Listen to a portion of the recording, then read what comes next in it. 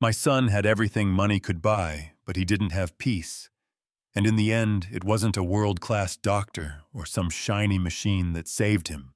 It was a little girl with messy hair who walked up to him in a public park and pulled a living worm out of his nose while the whole world watched. Yeah, that happened. And if you think that sounds crazy, imagine being the father, kneeling on the concrete in a $1,000 suit, realizing your money has been useless, and this child in worn-out shoes just did what no one else could. I used to believe problems came with a price tag. You paid the bill, and they went away. I'm a businessman, a very successful one, and for years that formula worked at least on paper.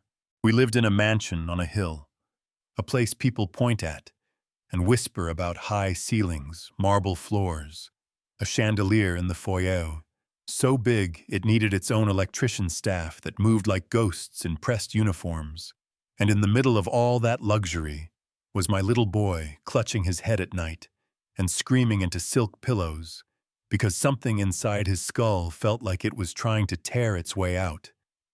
It started like normal headaches, or that's what the first pediatrician told us, nothing to panic about. Kids get headaches, maybe he was tired, maybe he needed new glasses, maybe it was stress from school. But it kept coming, and it didn't just come like a light tap, it came like a storm that rolled in without warning. He'd be playing with his toys and suddenly freeze, hands flying to his temples, eyes squeezed shut, breath coming in short little gasps while he whispered, "It hurts. It hurts. Make it stop, please." We did what any parents with means would do. We went to specialists, then more specialists, neurologists with long titles printed on glossy business cards. We spent hours in waiting rooms that smelled like antiseptic and coffee. He had MRIs, CTs, blood work, allergy panels, everything that beeped or glowed got pointed at his little head. Every test came back normal. Every doctor frowned at a screen and said some version of, "We don't see anything. His brain looks fine, his numbers are good." And then they'd add a label to his file like chronic idiopathic headache, which is just a fancy way of saying, "We have no idea why your kid is suffering." At home, the house changed. It sounds dramatic, but it really did. Our mansion used to echo with his laughter toy cars racing over the hardwood, his footsteps pounding down the stairs, his voice bouncing off the walls when he played superhero with the house staff. But the louder his pain got, the quieter everything else became. We dimmed the lights because bright light made his headaches worse. We lowered our voices without even thinking about it. The staff whispered when they walked past his door, and at night, instead of music or TV, the halls were filled with the sound of my son's muffled cries and my wife humming lullabies that didn't work anymore. I remember one night standing in the doorway of his room just watching him, his tiny hands locked over his forehead, his pillow stained with tears, and I had this insane thought, like I would trade every car in the garage, every painting on these walls, every stock in my portfolio just to give that kid one night of sleep without pain. You know what I mean, when everything you ever chased suddenly feels stupid, next to the sound of your child begging you for help. The doctors kept coming. Machines kept humming, prescriptions lined our kitchen counter, and nothing changed. Each new pill came with a promise. This might be the one, and each time we'd watch the clock, hoping then he'd wake up an hour later, clutching his head again, sobbing. "Make it stop. Please," until his voice was hoarse. The staff started praying in secret. Oh, they did. I caught one of the older maids once standing outside his door, with her eyes closed, fingers twisted in a little cross pendant, whispering under her breath. I wasn't praying, I was getting angry, not at God exactly, but at the idea that all my money and connections meant nothing to this invisible thing tearing up my boy's life. I threw money at it. The way I throw money at corporate problems. I bought a home monitoring setup so he wouldn't have to go to the hospital for certain tests, flew in a specialist from another country, paid for experimental scans, whatever anyone suggested. I said yes and signed the check. One day, after yet another appointment, where the neurologist shook his head and said, "I'm sorry. We just can't find a source," I snapped and told him. "Put a price on a cure. Any price, I don't care." And he just looked at me with these tired eyes and said, "I wish I could, sir. But this isn't something you can buy." That hurt. In a way I didn't admit to anyone. Days blurred into nights, nights into more nights. My wife stopped wearing makeup because what was the point? When her eyes were always swollen from crying, I started sleeping in spurts on the couch in the hallway, outside his room just to be closer when he called. Even the birds that used to sit on his window ledge in the mornings seemed to disappear. It was like the whole house, the whole world folded in around this one endless pain we couldn't touch. Then one morning after a particularly bad night, where he'd finally cried himself into an exhausted sleep just before sunrise, he woke up, looked at me with those dull, tired eyes and whispered, "Dad, can we go outside today? Just once. Please." The doctors had told us to limit stimulation to keep him calm, protect him from bright light noise, anything that might trigger an episode. But I looked at my son, trapped in this golden cage of a house, and I thought, what's the point of saving him if he never gets to live? So I said yes against my better judgment, against medical advice, against the voice in my head that said, "Don't you dare take a risk." We picked a small city park not too far from our neighborhood. Maplewood Park, nothing fancy, just trees, a playground, some benches, moms with strollers, kids running around, the kind of place I used to drive past without really seeing.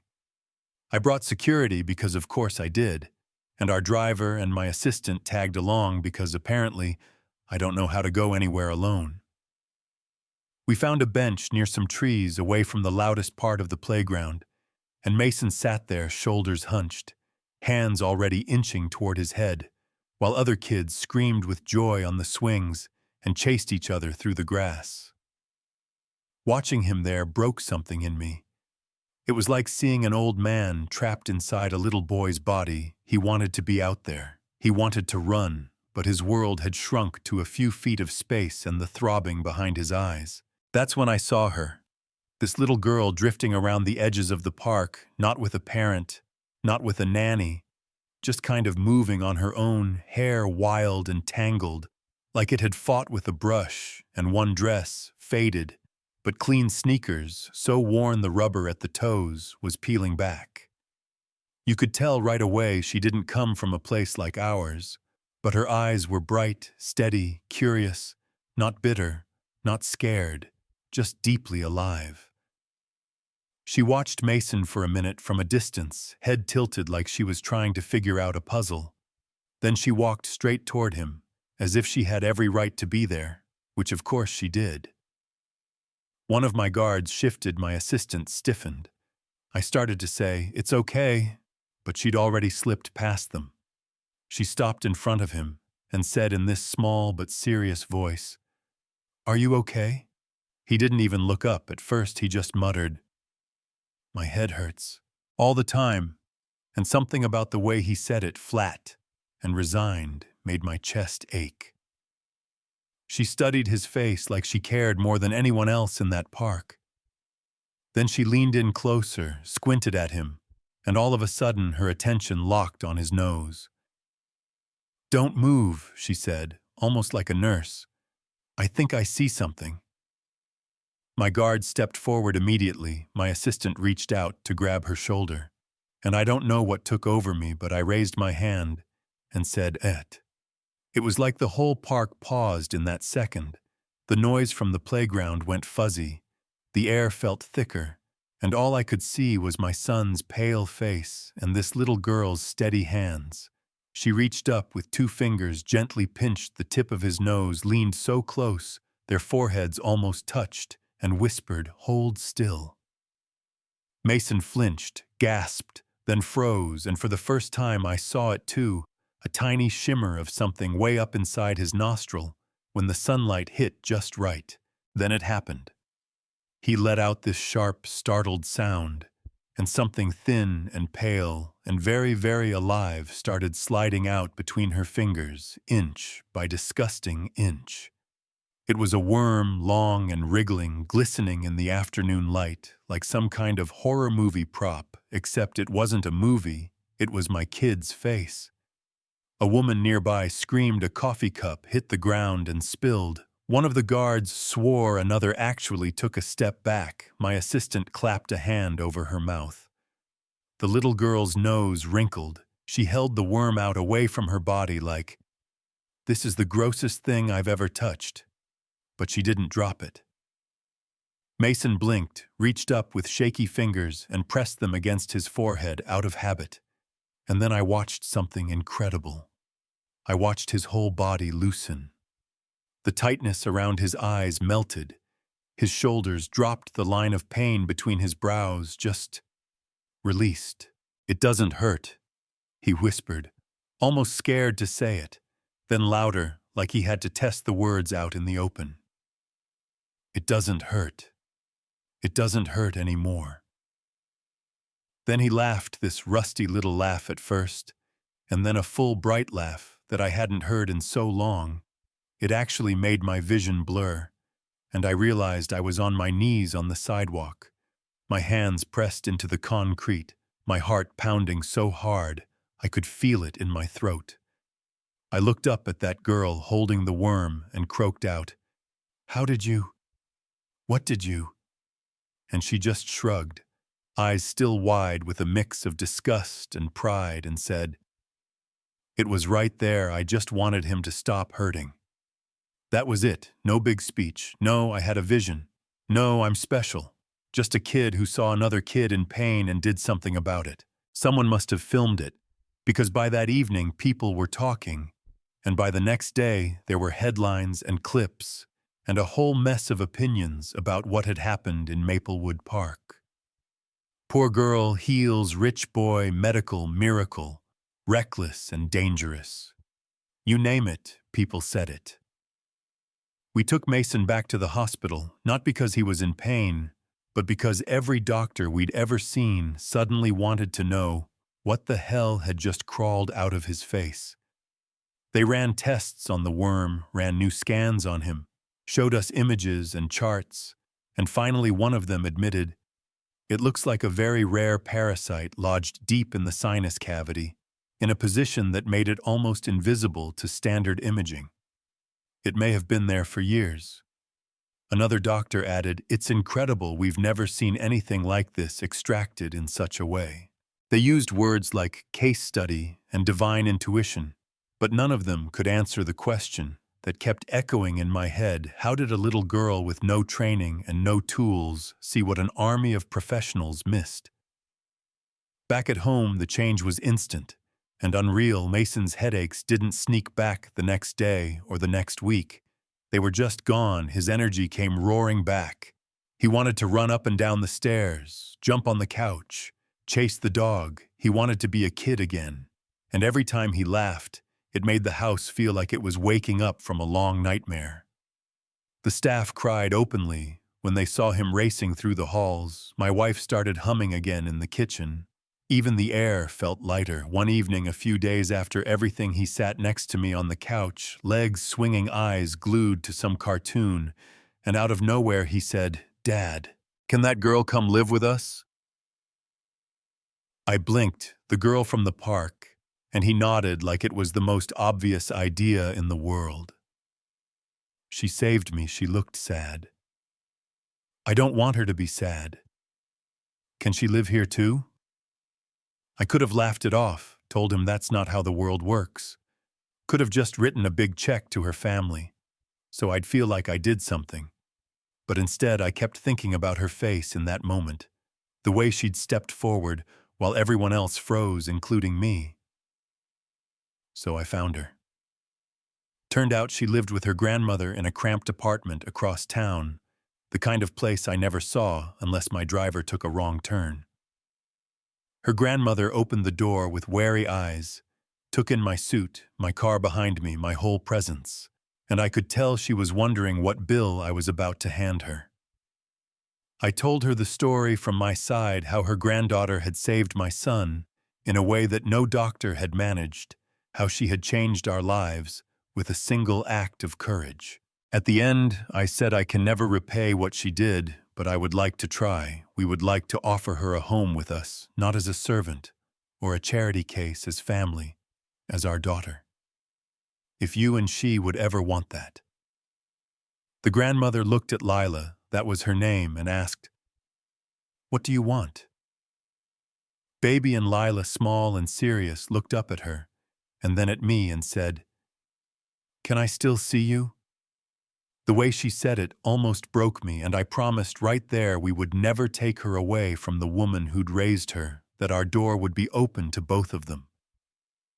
That's how one day this little girl with messy hair and worn-out shoes walked through the massive iron gates of our mansion, backpack on her shoulders, eyes wide but her chin up, like she belonged anywhere she chose to stand. The staff didn't know what to do at first. Some of them stared, some smiled, some whispered, but it didn't take long for her to change the whole rhythm of that house. She got her own room with sunlight pouring in every morning, and she named the stray cat that adopted her Hope, because she said it reminded her of the way Mason looked when the pain was finally gone. At dinner, before touching her food, she'd bow her head for a few seconds and whisper, "Thank you," not loud, not dramatic, just honest. And the first time she did it, one of the cooks had to duck into the pantry to wipe his eyes. The mansion that used to feel like a museum of expensive things started to feel like a home again. There were crayons on the dining table, Lego mines under the couch, a pair of little shoes kicked off in the hallway.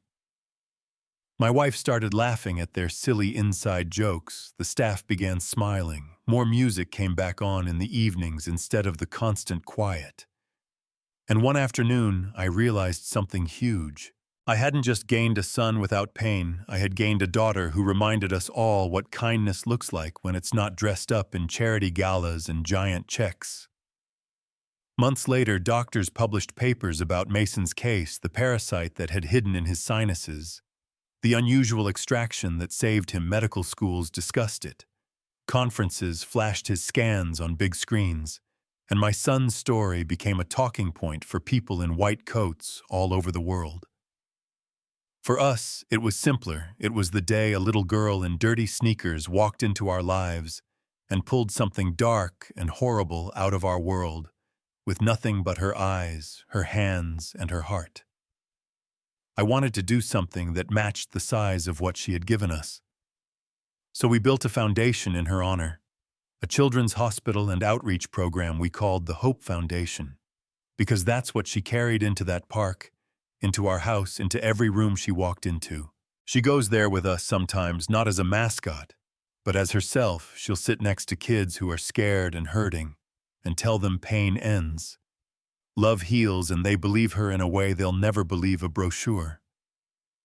A year after everything, we went back to Maplewood Park together, just us, no cameras, no doctors, just the four of us, and we planted a young tree near the bench where she first saw my son Mason, tied a red ribbon around it, and said, "This is our miracle tree. This is where I found my sister." And it felt right, this ordinary park becoming holy ground in our story. Sometimes I stand at the window of our once cold, quiet mansion at night, looking out at the yard, where two kids and a cat named Hope are running around, and I think about how close we came to losing everything that truly mattered, not the house or the cars, but the laughter, the light, the second chance. People still argue about what happened. Some say it was a miracle, some say it was just bizarre biology and dumb luck. Some say we saved that girl, others say she saved us, and honestly, on most days I think they're more right than they know. So let me ask you this, now that you've heard our story all the way through, what do you think actually happened that day in the park? Was it a miracle, a fluke, or something in between? Was it right for us to bring her into our world and call her our daughter, or should we have helped from a distance? Do you believe that kindness can sometimes see what science misses? Or was this just one of those one in a billion chances? Tell me in the comments what you would have done if you were in my shoes or in hers. Share if you've ever seen something that made you question what really matters in life. And if you've lived through your own miracle moment, big or small, I'd love to hear it. Because sometimes one story like this can make a lot of people believe again that compassion is still the strongest medicine we've got.